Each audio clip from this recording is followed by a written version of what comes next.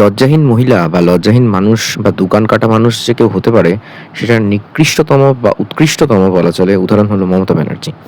মানে ভোট পরবর্তী পর্যায়ে হিংসা হয়েছে এবং খুনোখুনি হয়েছে, মানুষ মারা গেছে, এইরকম ইস্যু দেখিয়ে একটা জনস্বার্থ মামলা করে হাইকোর্টে নিয়ে গেছেন প্র্যাকটিস করতে সদ্য ভোটে হারা মুখ্যমন্ত্রী, প্রাক্তন মুখ্যমন্ত্রী মমতা ব্যানার্জি। মানে কোথাও বলতে আটকায় না যে মানুষটা বাইরে বেরোলেই তাকে এবং তার দলের কর্মী নেতাদের সবাই চোর চোর বলে স্লোগান দিচ্ছে।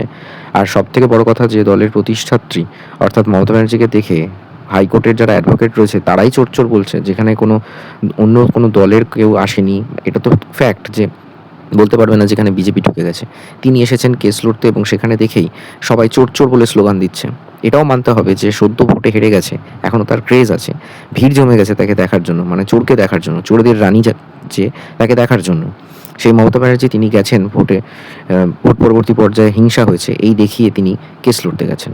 এবং এরপর শোনা গেল যে তিনি নাকি বেআইনিভাবে কেস লড়তে গেছেন, যার সঠিক কারণগুলো কি সেগুলো পরে আসছি। এবং এ বিষয়ে আরও একটা কথা বলার আছে যে বলা চলে হয়তো তিনি প্রতি দুদিন অন্তর একটা করে স্ক্রিপ্ট লেখেন যে এখন আমি কিভাবে লাইমলাইটে আসবো, এখন আমি কিভাবে সংবাদ মাধ্যমের সামনে আসবো, এখন আমি কিভাবে সোশ্যাল মিডিয়ার সামনে আসবো। কখনো দেখা যাচ্ছে নিজের বাড়িতেই একটা রবীন্দ্র জয়ন্তী করছেন এবং সেখানে ঘুরে ফিরে সেই বিজেপি, সেই ভোট পরবর্তী হিংসা নিয়ে আলোচনা করছেন।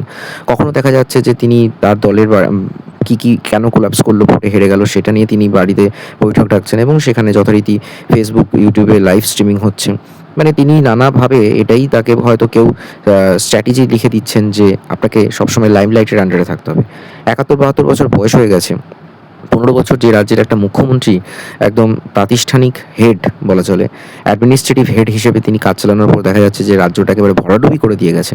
সেখানে যেখানে যাচ্ছে চোর চোর স্লোগান শুনতে হচ্ছে, তারপরেও তার মধ্যে কোনো লাজ লজ্জা বলে কিছু নেই, মানে বলে না সেলফ রেসপেক্ট, সেটা তার মধ্যে নেই। তিনি বলেছিলেন অনেক আগে যে আমার গায়ের চামড়া মোটা, তোর আমাকে গালাগালি দিলেও আমার কিছু যাবে আসে না। সত্যি কথাই যে তিনি এইভাবে হাইকোর্ট চত্বরে ঢুকে পড়েছেন কেস লড়তে।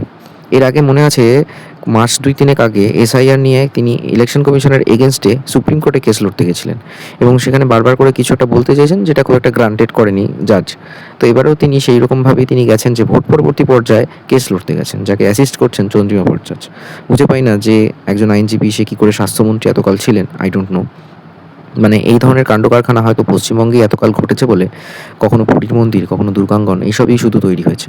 এক্স্যাক্টলি কেন তাকে এই ভোটের পরবর্তী পর্যায়ে হিংসা নিয়ে যে কেস লড়তে গেছেন সেটা যে অসাংবিধানিক এবং বেআইনিভাবে করেছেন, সেটার ব্যাখ্যাটাও এক আইনজীবী দিচ্ছেন। পুরোটা শুনুন, বুঝতে পারবেন। মুখ্যমন্ত্রী ছিলেন তখন তো ওনার এই প্র্যাকটিস করার যে লাইসেন্সটা, এই লাইসেন্সটা সাসপেন্ডেড থাকে। তো রিজামশন সার্টিফিকেট না পেয়ে উনি এরমভাবে আদালতে উকিল হিসেবে অ্যাপিয়ার করতে পারেন কিনা? কারণ দেখুন, আমি নাম নিয়ে বলছি, আমার সাথে সেদিনকে জাস্টিস বিশ্বজিৎ বাসুর কথা হচ্ছিল। উনি সুপ্রিম কোর্টে প্র্যাকটিস করতে পারছেন না, কারণ উনি যে ওনার লাইসেন্স সাসপেন্ডেড ছিল, উনি যখন বিচারপতি ছিলেন, তাই জন্য উনি যখন রিজামশনের জন্য অ্যাপ্লাই করেছেন, বার কাউন্সিল সেটা কিন্তু দেয়নি এখন। আর বিশ্বজিৎ বাসু সাহেব কিন্তু রিটায়ার করেছেন বেশ কয়েক মাস আগে। হ্যাঁ, মমতা বন্দ্যোপাধ্যায় এই সবে ইলেকশনে হেরে এখন হঠাৎ করে তো ওনার সার্টিফিকেট অফ রিজামশন পেতে পারে না উনি বার কাউন্সিলের কাছ থেকে। তো এই জায়গাটা দেখা উচিত।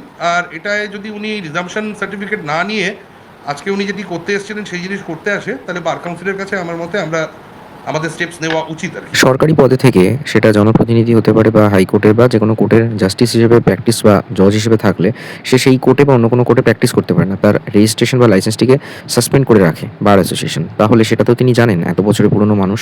এবং সবথেকে বড় কথা, 2011 আগে বিরোধী নেত্রী হিসেবেও তো কখনো তিনি কোনো কোর্টে কেস লড়তে যাননি। তাহলে হঠাৎ এবারে কী হলো? আর বুদ্ধদেব ভট্টাচার্য ভোটে কিছুদিন বাড়িতে ছিলেন, প্রচারের আলো থেকে দূরে ছিলেন, দলেও খুব একটা সময় দিতেন না। আর এখানে ইনি ভোটে হেরে যাওয়ার পরেও তিনি হঠাৎ করেই নেমে পড়লেন কোর্টে কেস লড়তে, রবীন্দ্র জয়ন্তীতে পালন করছেন। মানে বুঝে পেলাম না যে ইনি কি আসলে, ভগবান জানে। আপনারাও জানান নিজেদের মতামত। দেখতে থাকুন বং স্টোরিজ আর চ্যানেলটা সাবস্ক্রাইব করুন প্লিজ।